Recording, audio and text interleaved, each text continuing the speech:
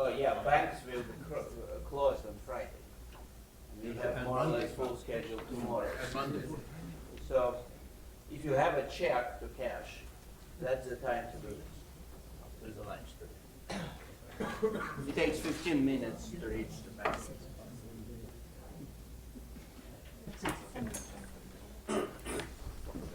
Good morning and welcome everybody to this morning's session. Our first speaker is Oriol Rivas from Jose, and he will speak about some properties of distance matrices.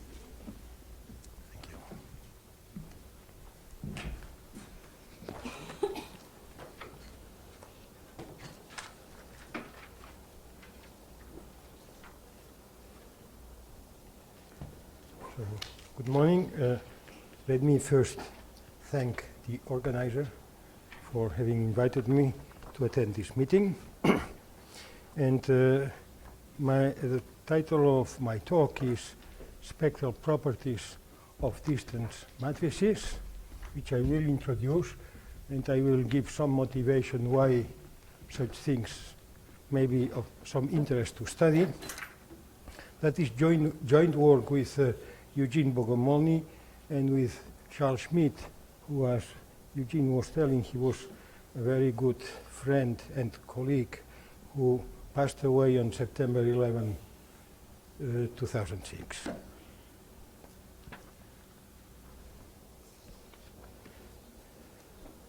So the plan of my talk is as follows.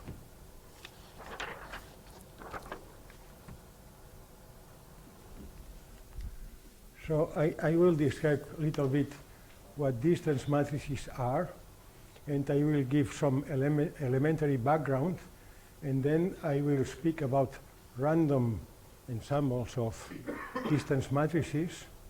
In fact, when we did the work, we started with this, and then in the process of understanding what is going on, we realized that there were quite a number of things which were important and well known, but that we didn't know, and I will refer to some rather old but interesting work on properties of distance matrices.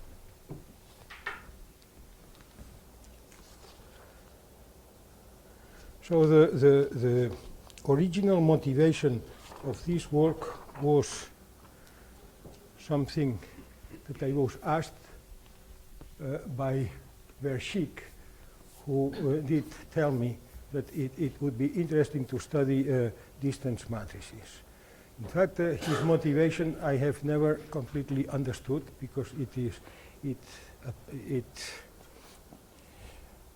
you must understand some mathematics that are beyond my capacities, but he was quite excited about this problem, and further we went in the problem, and it is very interesting, but the original motivation I don't fully understand. So I give, you see there are two types of reference that I show here. These things are old references. Schoenberg, that is in the late 30s, so this has to do with this elementary background that I will refer to. And embedding and extensions in analysis. And then there is work or related work which is somehow related to study of disordered systems, spectra of Euclidean random matrices. So that is, you see, work Mézard, Parisi, Tanisi, Affleck, Silvio Franz, Parisi again, Anderson localization in Euclidean random matrices. So this is work that I will not discuss, but which is related, and I will say a few words. And I may also, from another perspective, tell you why I was very interested in this problem, and that is, let me remind you some things about ensembles of n by n random matrices. So there are some very well studied, completely studied cases. One is the Wigner-Dyson ensemble, so the matrix, I will not, just to make things simpler for the discussion, real symmetric matrices. So that then you have n plus 1 over 2 independent random variables, which are normally distributed, let's say centered at 0, and with the same variance, let's take it as 1. And it is a well-known thing that the eigenvalue distribution exhibits the Wigner semicircle law, namely that the eigenvalue, the average eigenvalue distribution is a semicircle in these units. So you see the semicircle extends from square root of 2n to square root to minus square root of 2n. And there is also in the last, let's say, 10 years or even more, very extensive work concerning the edge, properties at the edge. For instance, what is the distribution of the largest eigenvalue? And that is what is called the Tracy-Widom distribution. And one finds this Tracy-Widom distribution in other contexts, for instance, in combinatorial analysis. So that is a very interesting and new distribution which was unknown before. And it is also quite remarkable that this Tracy-Widom distribution is related to solution of one of the Penn-Levy equations, of the nonlinear differential equations.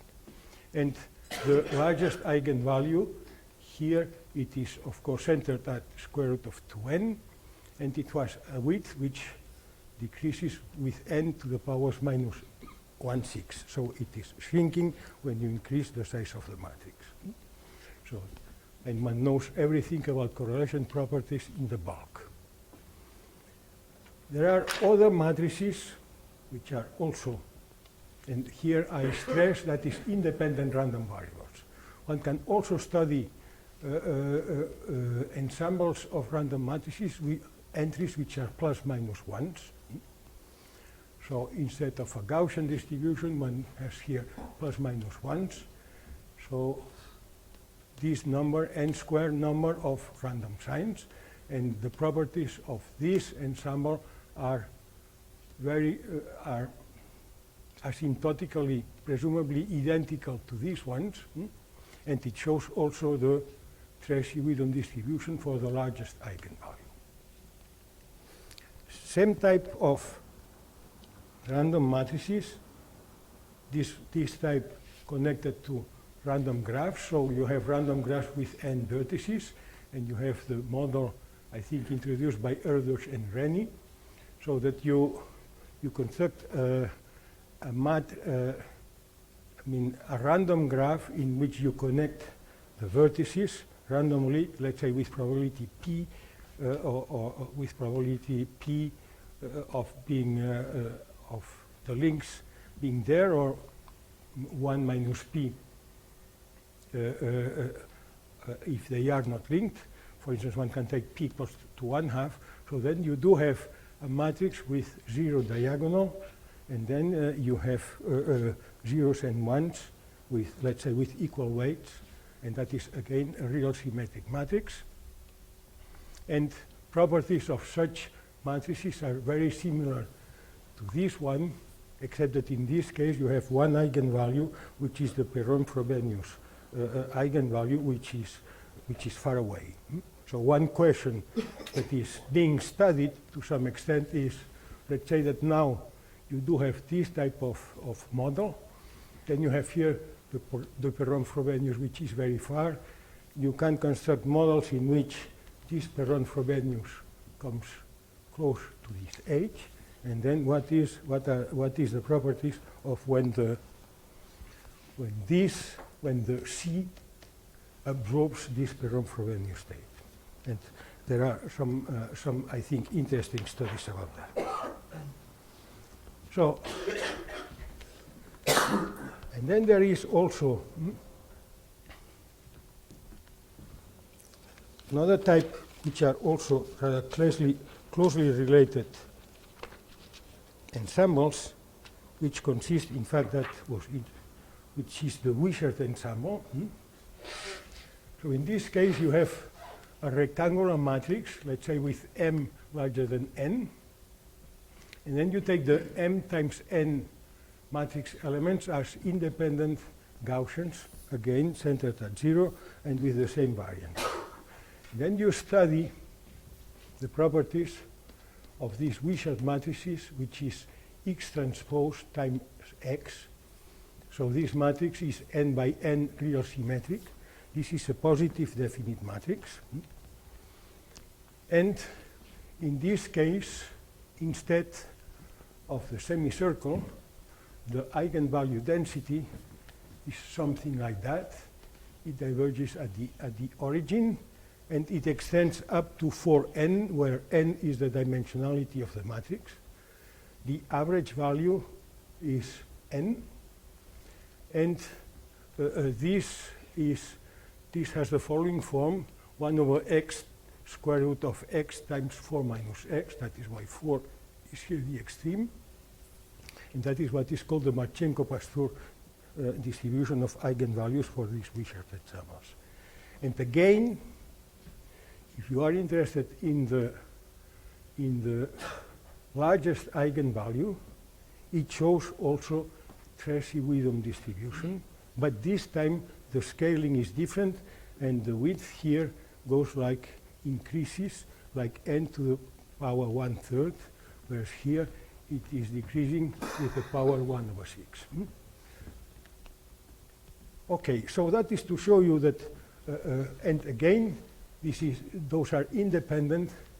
That is independent, independent, independent. So that most cases in which there has been very detailed and extensive studies correspond to matrices which have independent random matrix elements. So the kind of ensemble that we have studied, that is ensembles, random distance matrices. So what you take, okay, that is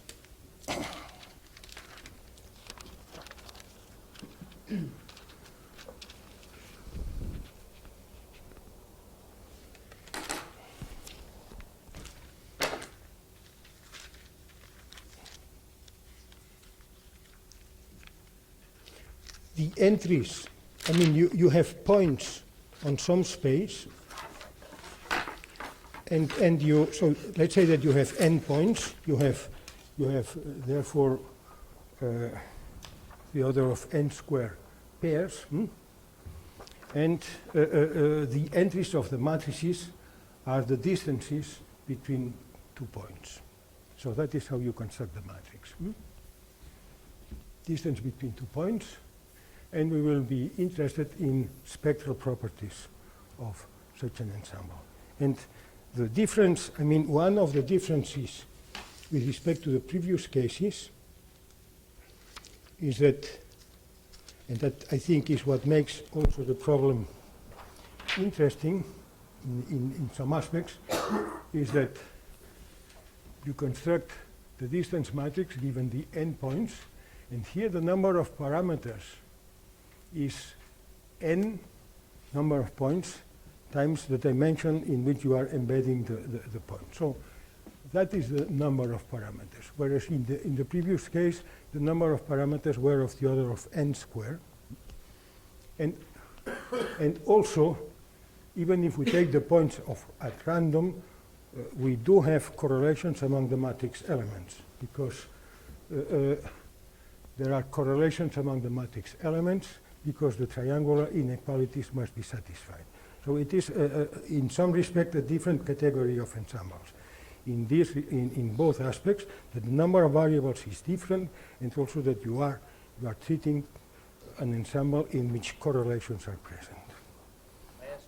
Yes. To clarify, so what is the setup? You have a fixed metric space and you kind of randomly pick points, or you just pick a random matrix but try to satisfy? No.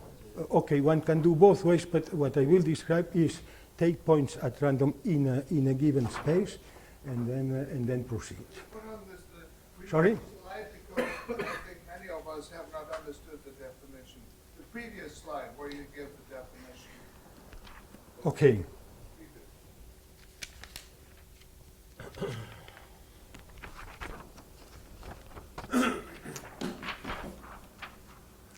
So you take n points, and mij is the difference between point I and j.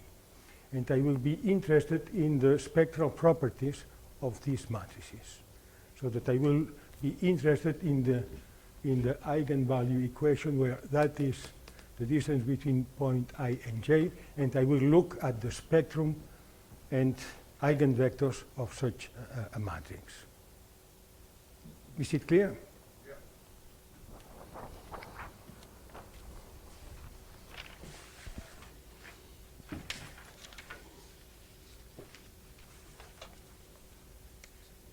So more specifically, so we have a space, choose n points in that space, and the matrix, the entries of this matrix are the distance between point I and j. And of course, because those are distances, they have the following properties. That is they are positive and is 0 on the diagonal. They are symmetric, real symmetric, and they must satisfy, they do satisfy the triangular inequalities that any distances do satisfy. For instance, let me give you a couple of very simple examples.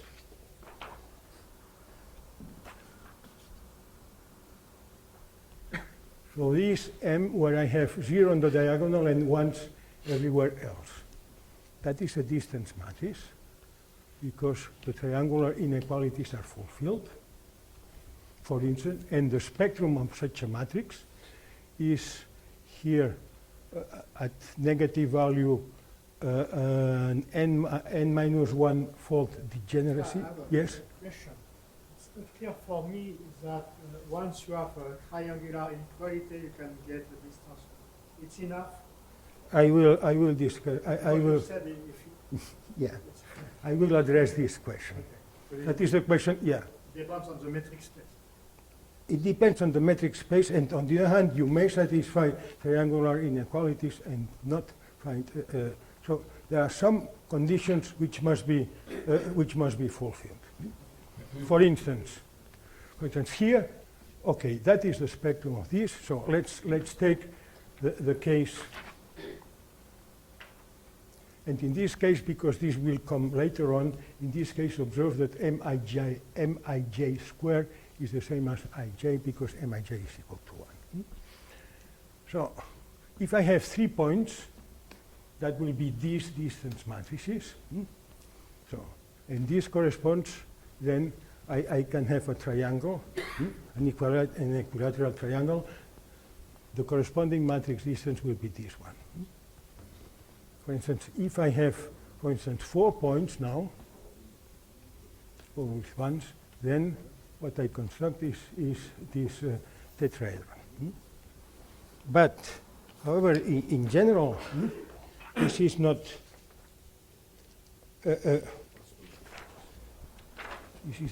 for instance, if I have 3 points whose relative distances verify the triangular inequalities, that is this one, I can always form a triangle. Now, let's say that I have 4 points. So then I have 6 relative distances, and let's say that I do verify the 4 triangular inequalities between these, all the 4 triples. This doesn't mean, and in fact, in general, it is not true, that even if these inequalities are satisfied, these distances will not form, in general, a tetrahedron in Euclidean space. So let's say that you have 4 triangles and you try to glue them together in a tetrahedron. This, in general, is not possible. In some cases it is, in other cases it is not. So, and that is, when we speak about these Euclidean matrices, one question that one may address is, when is it possible to embed this in Euclidean space or not? And that is these questions which were discussed in the late 30s by Schoenberg, and I think that von Neumann was also involved in some very classical papers that to our shame, we didn't know, and we learned later when studying this problem. To my knowledge, it goes back to Tartaglia. Two? Tartaglia. Okay, I don't know. I thought that was two. It goes back to. Tartaglia. No, but in n dimensional space. Okay, yeah. Parts of it may come from very old. Yeah. Okay, so these distance matrices, as they were defined, no, they are the entries are positive. So that of course one has the Perron-Frobenius theorem holds in particular also, which states the following: if I have a matrix with positive entries and eigenvalues lambda I, A, the matrix, has an eigenvalue which is positive and which is the largest in modulus, and the corresponding eigenvector to this largest eigenvalue has all its components positive. So that is the well-known Perron-Frobenius theorem, which applies in general to matrices which have positive signs. In general, the eigenvalues will be in the complex plane, except this largest, and this largest one will be real and positive. So this is something that one must keep in mind. So that concerning now real symmetric matrices, if I apply Frobenius theorem, what it tells me is that the spectrum, of course, the eigenvalues will be real, so they will be on the real line, but there will be one largest eigenvalue, and this must be larger than, for instance, the largest in negative sign of the negative eigenvalues. So there always will be a positive largest eigenvalue. Oh, but you forgot one condition. The matrix has to be connected. Sorry? The matrix has to be connected. If it's decomposable, you have more eigen. All entries are positive of the. All entries are positive. Yeah. Of their All entries are positive, except the diagonal ones.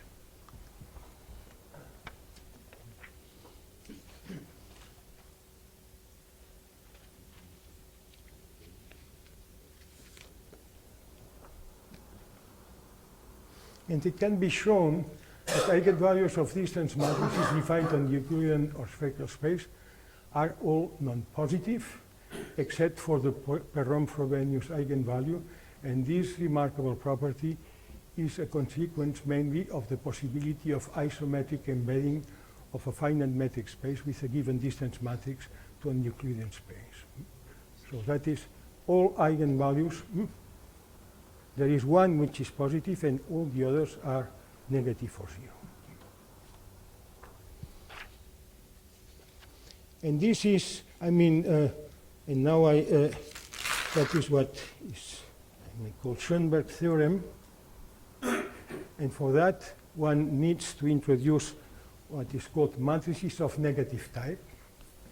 So a real symmetric matrix is called of negative type if the quadratic form associated to it is non-positive for all real xi's, such that this linear relation is satisfied. So that is, you do have, wouldn't you have this constraint, then it would be a definite non-positive matrix. But if you put this constraint, then you have this matrix of negative type. And matrices of negative type have at most one positive eigenvalue, and the remaining eigenvalues are negative or zero.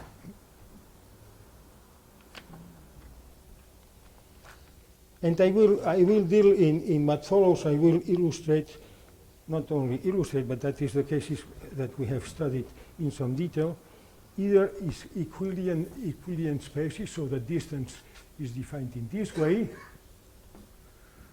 or in several dimensions, or spherical spaces in which that is the unique spherical space, and the geodesic distance on the sphere is given by this formula. Okay, so we did consider mainly two cases in detail: Euclidean and spherical spaces.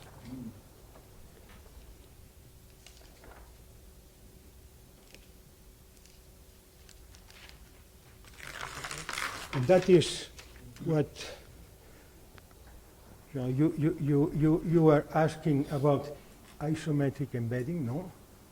So given a distant matrix, the question is to find points in a certain Euclidean space such that the Euclidean distance between each pair of points coincides with the matrix which is given.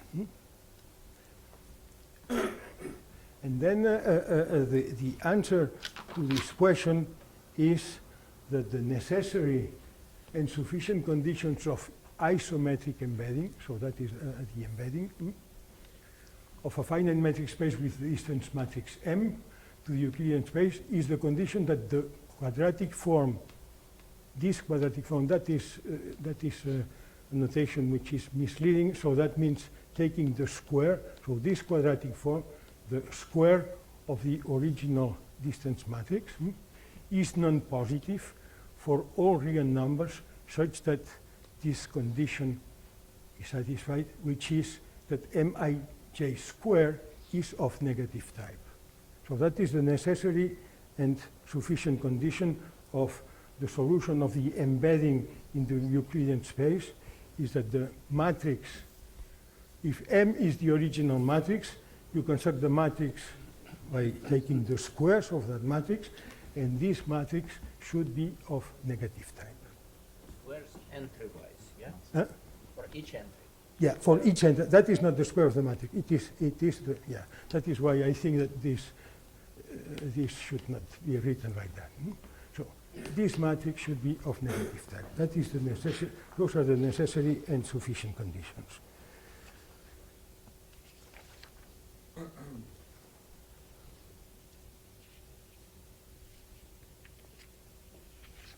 Or somehow I repeat this. That is gluing. Oh, sorry. This. Okay, if a matrix Nij is of negative type, the matrix square root of Nij is a distance matrix. So this is not the same quality as this. That is not very contemporary methods of constructing transparencies. So that is square root of Nij. So, and the converse, if a metric space with a distance matrix can be isometrically embedded to the Euclidean space, then the matrix, by taking the square of the entries, is of negative type. And Euclidean distance matrices are of negative type, and spherical distance matrices are of negative type. And consequently, the metric space with the distance equal a square root of the spherical distance. So I have now distances on a sphere in any dimension, and then I take, instead of the distances, the square root of these distances, and this can be embedded in the Euclidean space. Dimension of the space somehow And controlled? It doesn't matter the dimension of the space. Sorry? What? No, it doesn't matter the dimension of the space. So the same thing, for instance, the same thing for a torus is not true. So if you take distances for a torus, this is not true. You don't get this. Which is not true, that the matrix is not of negative type? Exactly, it is not of negative type. So then you cannot embed. And to prove some of these things, I may just very briefly recall what are the ingredients which go on to give proofs of that, and then I will refer to very old theorems. So one is the law of inertia. So you have a matrix A, which is real symmetric, with eigenvalues lambda I and eigenvectors ui. Then the quadratic form, you can construct the quadratic form associated to it, and you can transform it into a sum of squares of independent linear forms by some linear transformation, and then you have a sum of independent squares. And then the law of inertia tells you that the number of positive and negative coefficients here is independent of the representation.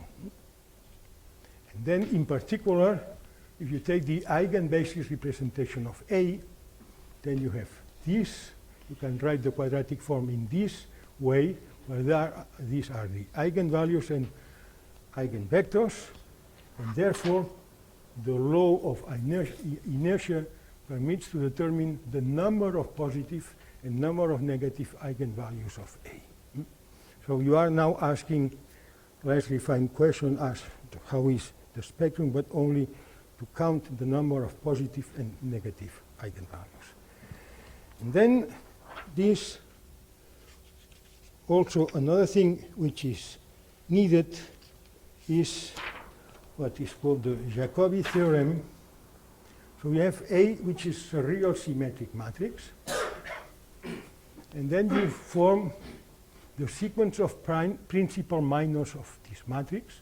So the minors are the determinants of the successive upper left matrices. So that is the first minor, the next one, the determinant of this, and so on.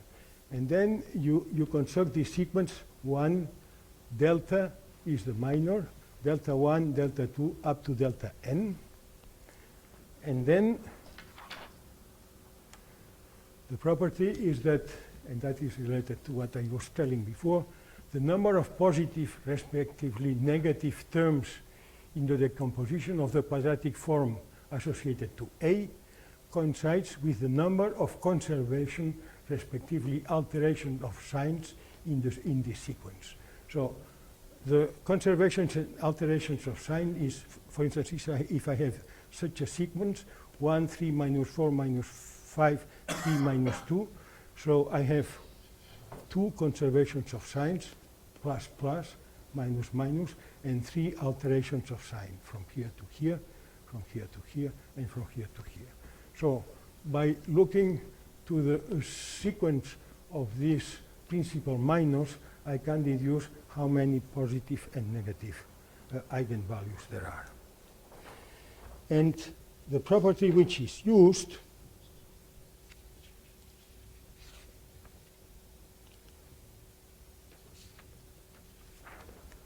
I can put this here.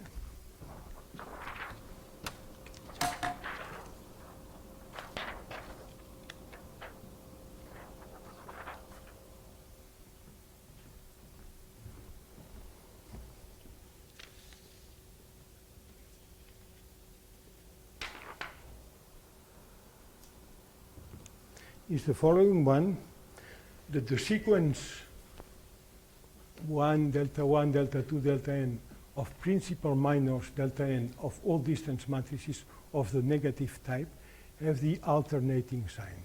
So they can be written as delta n, that is the principal minor, a positive number multiplied by minus 1 to the power n minus 1. And if you have alternating signs, it means that there is one conservation of sign and n minus 1 alterations of sign, so that you do have one positive eigenvalue and n minus 1 which are negative. I mean, if you have alternating signs, you can check. I mean, you have one conservation because you start with 1. So, and this thing which is here positive, this can be written in the following form. So you see, those are the length of the edges, 2 to the powers n minus 1, this n minus 1 factorial square, and this V square P1 Pn, and this V is the volume of the n minus 1 dimensional Euclidean simplex. So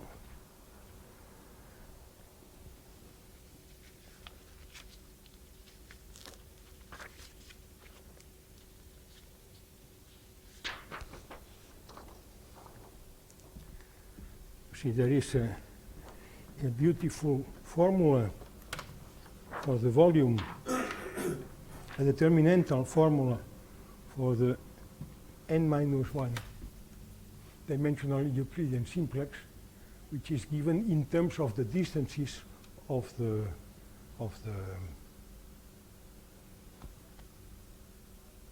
vertices, which is like that: 0 on the diagonal, 1 on the first row and the first line, and then successively d1 2 square, d1 3 square, up to d1 n square, and so on. So, and this gives you, in terms of the length of the vertices of the simplex, the volume, which is the volume which is appearing here. For instance,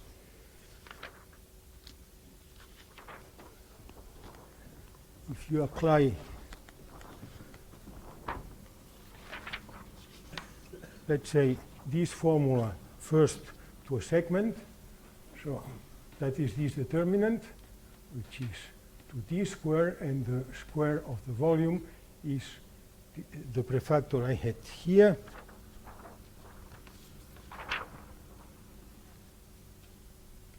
times dn. So, and you get what you should get, namely the square of the volume of a segment is d square, where d is the distance. If you have 3 points, you construct, let's say, you have a triangle with sides A, B, and C. So this determinant is 0, 1s, and then A square, B square, C square. So that should give, and the volume should be given by this prefactor times this determinant. And when you write it, you can write it, it takes this form, which can be also written in this form: the square of the surface of a triangle in terms of the length of the sides is given by this formula, where this is the semi-perimeter, and that is what is called the Heron formula, which I learned that in Russia this is learned at school. In France, is it learned at school or not? I didn't go in school in France. It was. Okay. Okay, but you have this beautiful and elegant formula of which gives you the volume of a simplex. And then another interesting notion, okay, this I think I will skip. And I will just give just a summary of this first part.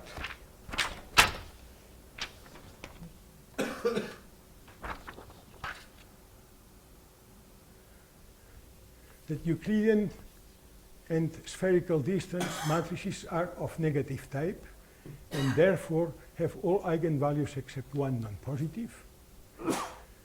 And if X belongs to an Euclidean space, the matrix where you put the power 2 gamma, with gamma between 0 and 1, is of negative type, and therefore has all eigenvalues except one non-positive.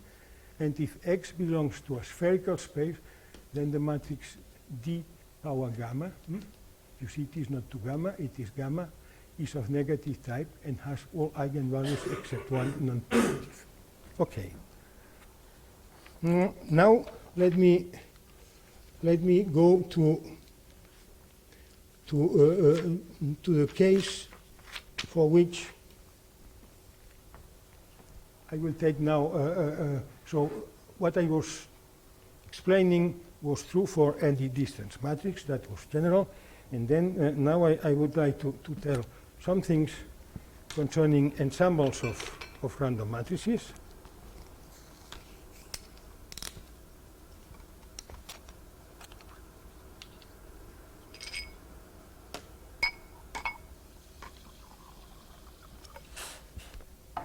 And the ensembles will be constructed in the following way. You take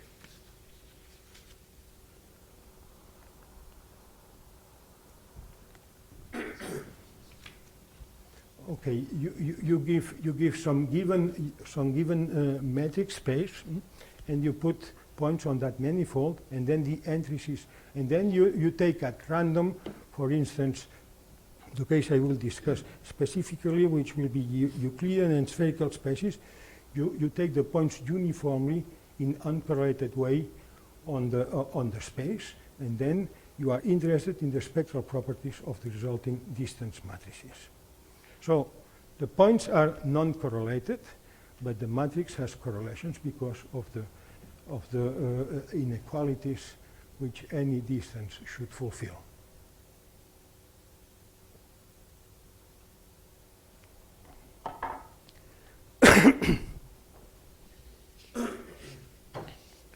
Let me put what is maybe the main result. So we are interested in the spectral properties of these ensembles of matrices, and that is the density, and that is the eigenvalue. So you have the Perron-Frobenius eigenvalue, which lies outside. And then, as I have been discussing, because those are matrices of all eigenvalues are negative, except this one are 0 or negative. And the density is something which looks like that. So you have a tail here, and then you have here a peak, and that is at the origin. And what I will give arguments on or show is that the behavior of these tails is like that, and that is the behavior at the origin, where D is the dimension of the space.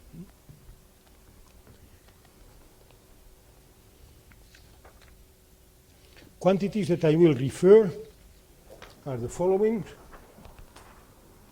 So density of states and counting or staircase function, number of states which are up to some eigenvalue lambda.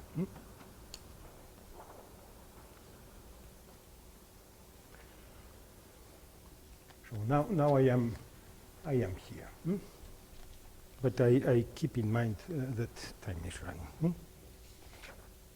So the first two cases that one may study are d equals 1, that means the segment, or a circle.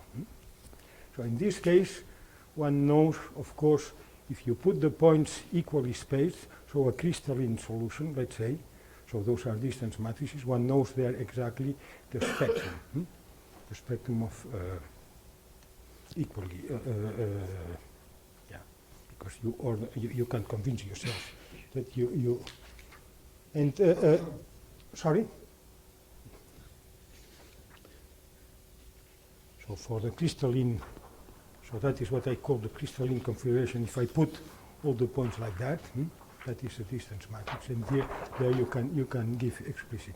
Of course, here and in what follows, there will be a scaled variable, which will be lambda will not be the eigenvalue of the distance matrix itself, but n over the volume of the corresponding space. So here it is L to the 1. In d dimensions, it will be L to the d, n over L to the d. That is important. So in the case of the segment, it is rather easy to show that if x, y are the distances, x, y plus 1, x, i are the abscissa of successive points, ordered points, one has this equation, solve this finite difference equation, and this is this equation has the same form as the Anderson model in one dimension with diagonal disorder. So here, the disorder is here because these points are taken at random. They are ordered, but they are taken at random. But you end up with an equation which is equivalent to the Anderson model in one dimension, so that one expects to have localization properties.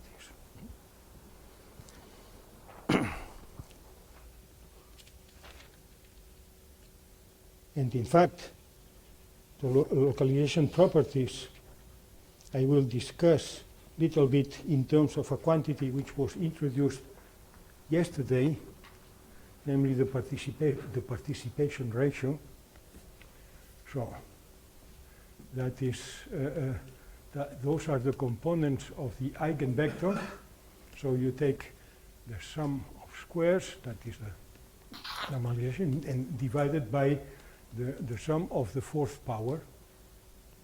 And when eigenfunctions are localized, this participation ratio is of the order of n, where n is the dimension, is the number of points, whereas for strongly localized states, this r is the localization length. So, if you look now, for instance, to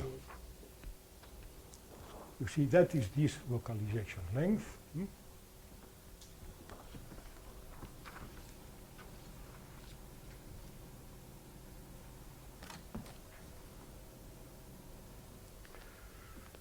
And here is plotted in a log-log scale the log of the participation ratio versus log of minus lambda.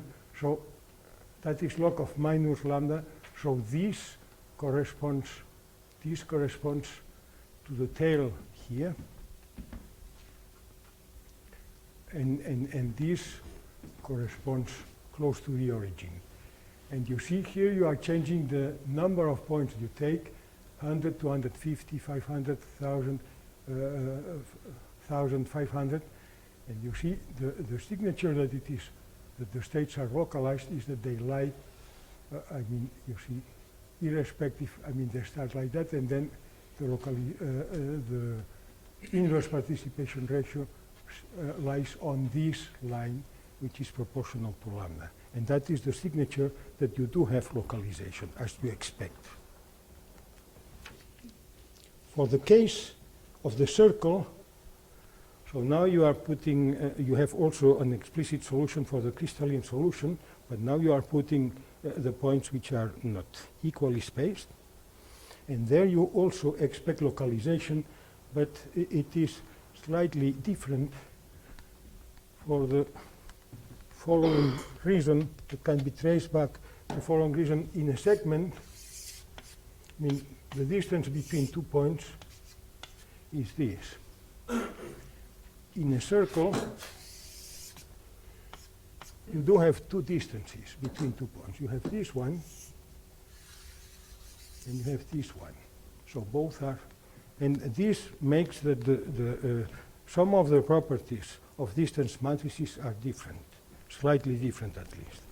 For instance, in the case of the circle,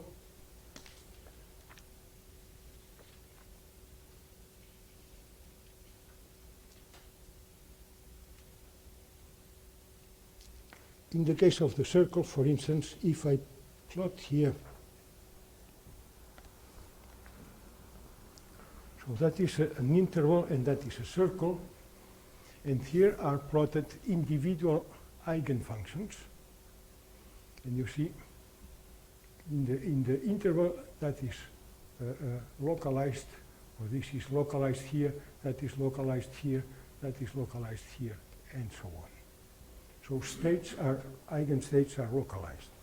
On the circle, you see, they are localized here and here, or here and here, or here and here. And this corresponds, is very close, is directly related to the fact that you do have these two geodesics, which geodesic distances. So the properties are slightly different.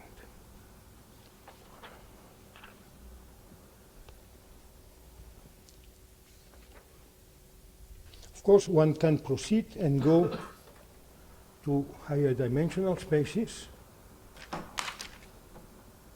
And then the adequate scaling is this, where that is the volume over 1 over d, where d is the dimension where the manifold is.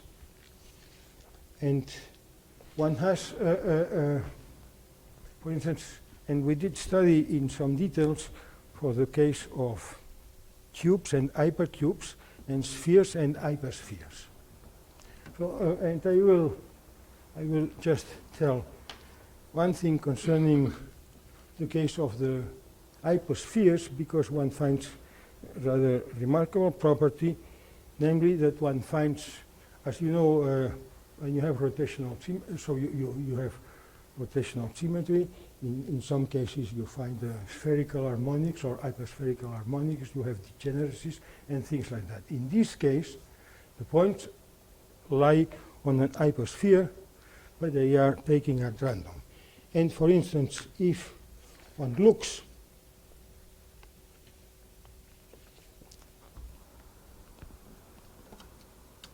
to the counting function, and now I am at the counting function, and I am taking states which are in this region, in the region of the localized states.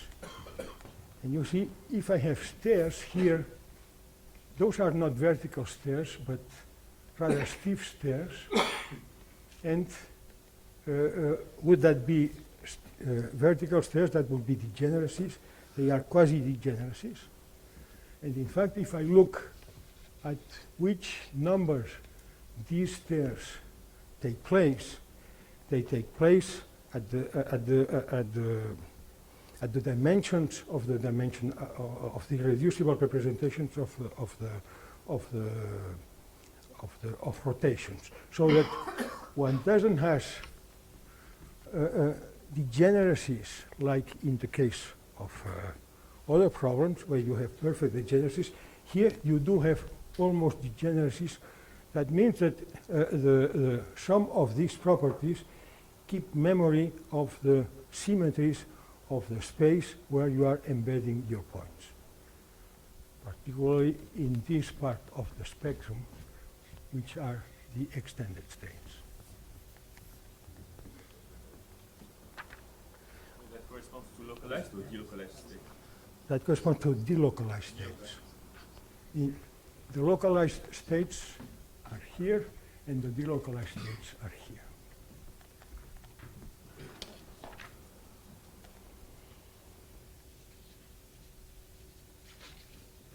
You see, you can plot, for instance, eigenvectors by their components. That is in the case of the two-sphere, that is in the case of the three-sphere, and that corresponds to states which are which lie in this region. And you see, you do have extremely well, I mean, that is just like some sort of spherical harmonics, and those are delocalized states. And that is the Perron-Frobenius states, which are all its components which are positive. So you do have here the localized states, which have memory of the symmetry, and here you do have localized states.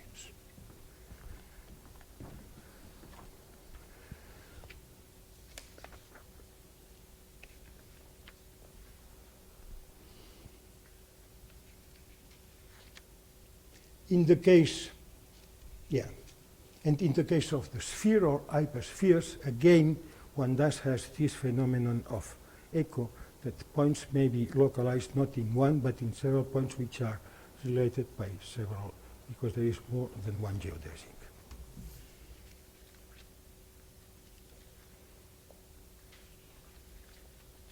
And also, if you look, for instance, to the participation ratio,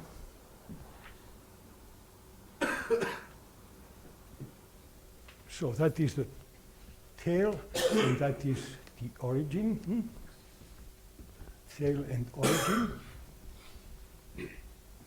And that is the log of the participation ratio. That is the 2-sphere, that is the 3-sphere.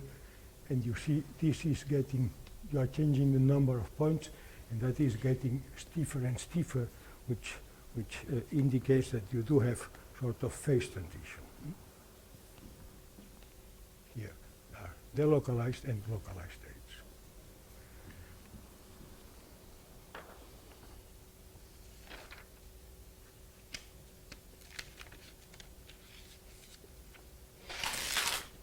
So maybe I can summarize this last part by saying that all eigenvalues of distance matrices for cubes and spheres except one are non-positive.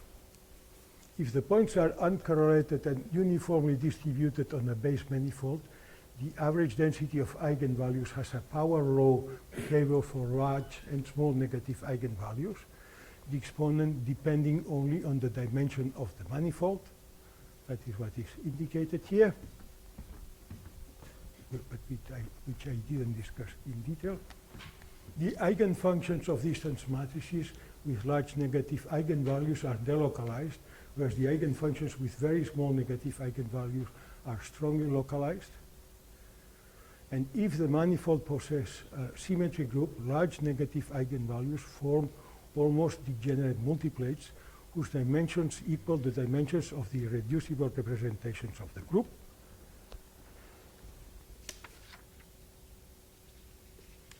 And this is some, I think, conceptually rather interesting.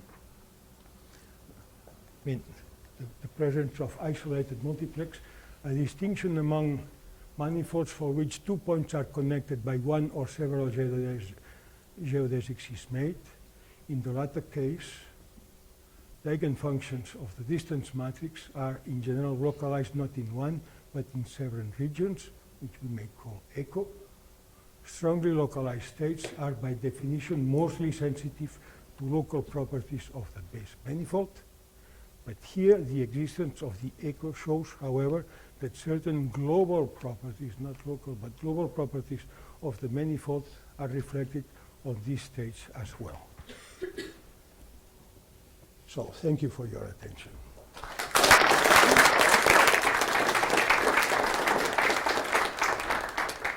Time for a few questions.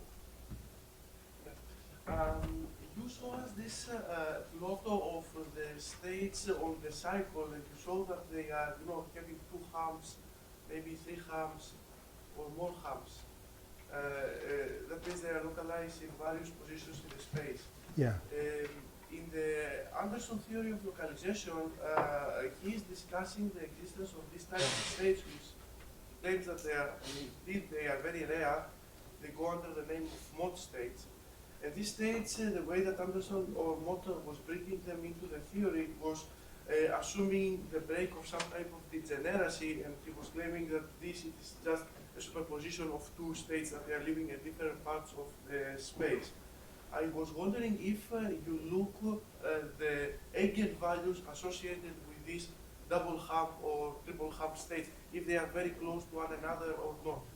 In fact, what produces the localization is when you do have 2 points in the manifold which are very close by, with respect to the average distance. But in the case of segment, it may happen in one place, but in the case of the circle, if you have it in one place, I mean, when you look to the equations, and because of the structure of the equation, if it appears in one place, it appears also in the diametrically opposite place. That you do have this high participation ratio. But I don't think that it is, I mean, the mechanism that I am invoking is just